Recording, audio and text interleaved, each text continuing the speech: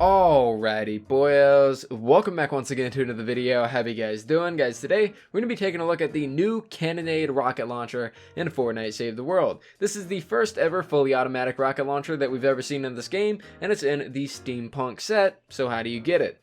Well, you go on over to the item shop, go to the items and the weekly items, and it will be here for you for the next 7 days, of course. It'll be 1,680 gold, not too much, not too little, just kind of in that little bit of a sweet spot. And yeah, this is the explosive weapon, Cannon Steampunk. It says a fully automatic launcher that fires small explosive rounds with moderate recoil. When it says explosive rounds, it actually fires literal cannonballs. Accurate when fired in short bursts, but rapidly spreads with longer bursts. It does not consume ammo, but has a very low durability. So this is a very interesting weapon, a very unique, and when I say very unique, I mean very, very, very unique weapon. We have never seen anything like this as of yet, and it kind of has me a little bit hopeful for the future. So let's go and take a look at the schematics and you know, check this weapon out. Of course, you can see it at the top of my weapon wall in all of its glory, and I really wish that we could swap weapons out, you know, on this wall, but we can't. So maybe one day. Let's go and take a look at the weapon.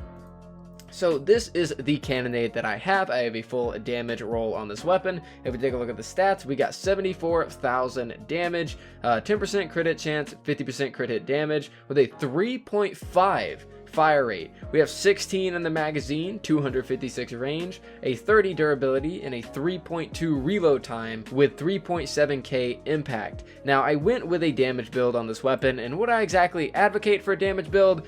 Well, I don't know. I went with the damage build personally. I saw that you were able to go with a crit rating, a crit damage, and a damage. Would this serve you better? I have absolutely no idea, but what I am very much certain on is that it really doesn't matter too much at the end of the day, because this weapon is not going to be used on high health enemies. So go with whatever role you want, but at the end of the day, honestly, I would not recommend making this weapon all legendary perks, as it's just kind of outclassed by other weapons in general. So the reason I did it, of course, is just for this review, but you know, whether you go with a crit build or whether you don't go with a crit build, I'd imagine this weapon performs, you know, pretty much the same on just about everything. One thing I will say though is that I would never ever go with a physical, nor would I go with any other element on this weapon, because this weapon's entirely unique, and I would just go with energy so that you can use it on everything.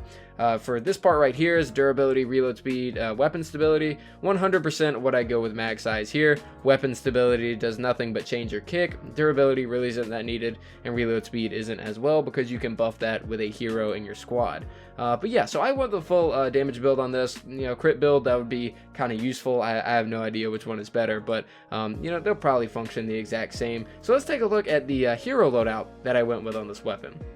So we have Demolitionist Penny in our commander slot. So why did I choose Demolitionist Penny? Her commander perk is increases your launcher damage by 50%. Now I've seen a lot of people talk about Blakebeard whenever it comes to this weapon. If we take a look at Blakebeard, we can see that he increases your cannonball damage by 40% and converts Rosie to fire 25 cannonballs. Now of course this is 10% lower than Demolitionist Penny, so you might not want to go with, you know, Blakebeard as your commander, but the interesting thing is that Blakebeard doesn't work. He does not work with the Cannonade. He does nothing. His support doesn't do anything. His commander perk doesn't do anything. So why do I have him in my support team? That is just for the sake of this video. If Blakebeard does finally get fixed in the future, for those of you guys that are watching later on, Blakebeard is going to be a good choice. However, in the current state of the game, Blakebeard does nothing, and he's not really going to help you too much. Now, I also went with 8-bit Demo for the lack of a better hero, because 8-bit Demo, after an ability cast, your weapon will lose 40% less durability for the next 2 uses, and that is pretty useless for this weapon. It's fully automatic, and it gets rid of those 2 shots really quickly, and they don't even cost that much durability anyways. I went with Waste Not, Want Not. This will boost your magazine size. So if you got a magazine size that is a all legendary perk and you're using this weapon, you have a max magazine size of 14. However, if you use Waste Not, Want Not with Light Show Spitfire, you will get a 30% increase, and you will get 16 in the magazine. I also went with Locked and Reloaded from Skull Ranger Ramirez. After reloading, it increases your weapon damage by 15% for 5 seconds. You can also get this buff with Skull Trooper. And then I also went with In a Pinch, which you guys told me on my Jack's Revenge video. I actually did not know. Reloads with an empty magazine will regenerate your shield for 3 seconds, but what it also does is increase your reload speed after you fully empty a magazine. I did not know that, but you guys made sure to tell me on the Jack's Revenge video, so I went with In a Pinch. This basically, an entire build is not at all based around the base of the character, which of course she's a constructor, she has a base, but instead trying to make this as good as possible whenever it comes to weapon damage. Now let's take a look at a few clips here. We're going to take a look at a clip of a 106 Cannonade and a clip of a 130 Cannonade. As you guys can see in this clip of the 106 Cannonade, it actually does some decent damage and probably with a crit build might do more damage, but the problem overall with the Cannonade is that this is not a high health enemy kind of weapon. It's going to take a little bit over a clip. It'll take about 18 shots with this 106 Cannonade on a 100 smasher, even with a complete build that is buffing the Cannonade, although one of the perks does not work, but it still is a little light on the smasher damage, a little light on just any kind of damage that is a little above a Husky Husk. If we were to shoot at a blaster or shoot at a taker, it does take a little bit of damage as well and takes quite a few shots.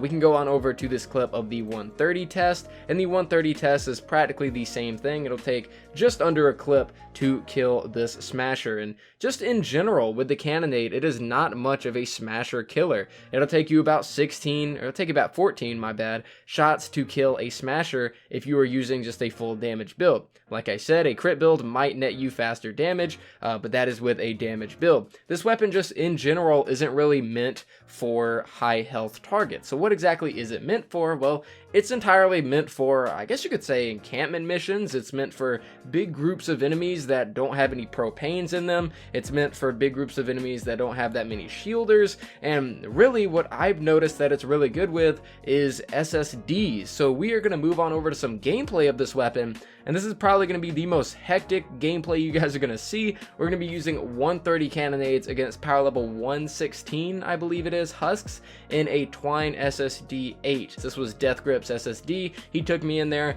and we decided that we would test out this Cannonade in there. So I'm going to go and show you guys a little bit of gameplay and kind of talk about my general thoughts on the Cannonade. So let's go ahead and jump into it. Alrighty boyos, so here we are at the gameplay portion of the video, and as you guys can see, we are in SSD 8 of Twine Peaks, and this is in Death Grip Storm Shield, so I am getting boosted by my teammate, which is Death Grip, and that is the only buff that I am receiving aside from what I'm using normally.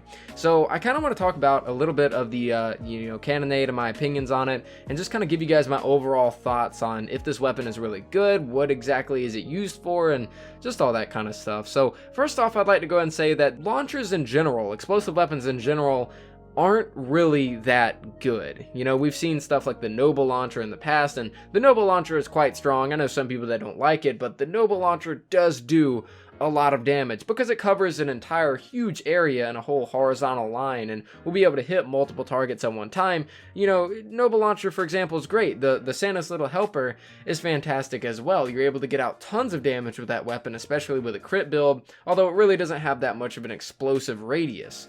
With the Cannonade, it's a little bit different. You know, it's not quite like the Noble Launcher in the way that it can hit a ton of targets at one time with one shot, and it's not really like the Santa's Little Helper either, where it's going to be able to do very high damage to specific enemies. What this weapon does is it's kind of like the opposite of the Santa's Little Helper in the fact that it doesn't do much damage per shot, but a little bit like the Noble Launcher in the way that it hits multiple enemies at a time. Basically, with the Cannonade, this is the weapon that you want to use in this kind of scenario, especially in, SSDs or encampment missions where you have very huge clumps of enemies all together. That's when you're going to get the most use out of this weapon. Of course, as we've talked about in this video, you can get away with doing some pretty decent single target damage with a crit build. However, when it comes to the Cannonade, if you were looking for its specific niche, you're going to be looking at large groups of enemies, because there's already tons of weapons in the game that can do single target damage way better than the Cannonade can. You know, even I believe the bazooka could probably outdamage the Cannonade if you had a proper build, or maybe even a crit build, I don't know. But when I look at the Cannonade, I see a weapon that is fully automatic and does pretty decent damage overall, which means that it's very, very, very good for those weaker enemies. And as you guys can see in the gameplay, that's exactly what's going on right now. You're just seeing me absolutely shred through any enemy that spawns in the storm shield because they already have weaker health. But as soon as I start shooting at a blaster, for example, it's going to take a lot more shots for me to finally get rid of that blaster compared to, let's say, the husks and the, husklings, and even the husky husks will go down slightly faster, is what I've noticed. The only thing that's annoying with this weapon is kind of dealing with shielders and stuff, but I feel like if this weapon were to be used in one kind of scenario 100% of the time, it's going to be with the large clumps of enemies. So this is a weapon that you can normally take into just a normal encampment mission and, I guess, for example, play a ninja and have a lot of fun with, jumping around in the air and raining down death from above, just complete huge volleys.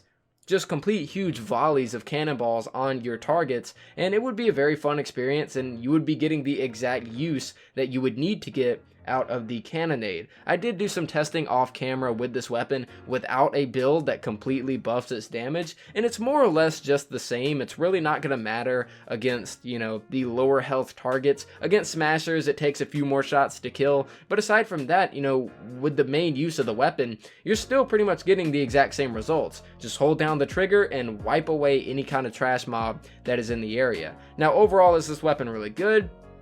I wouldn't really say that it's good. I mean, I feel like I'm only using it in specific situations, and again, as we discussed earlier, launchers are still launchers at the end of the day. They're just not that great at all. Whenever I look back to all the other weapons I've leveled up in the past, like the snowball launcher, the quad launcher, the noble launcher, and the Santa's little helper, I just noticed that I don't even use them anymore. And this is the exact same way, especially the Jabberwocky. I remember leveling the Jabberwocky up, and I told myself I'm probably never going to use this weapon again.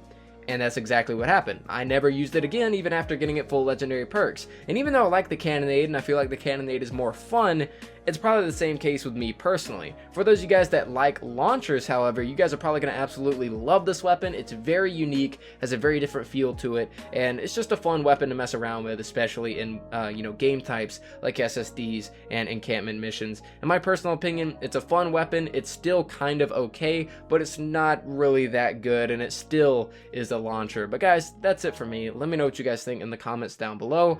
Like I said, I personally am probably never going to use this weapon again because it's just not that great, but I do want to hear from you guys in the comments down below. There's all sorts of different people that watch my videos that have different play styles, so I want to hear what you guys have to say. But guys, that's it for me. Thank you for watching, and I'll see you guys next time.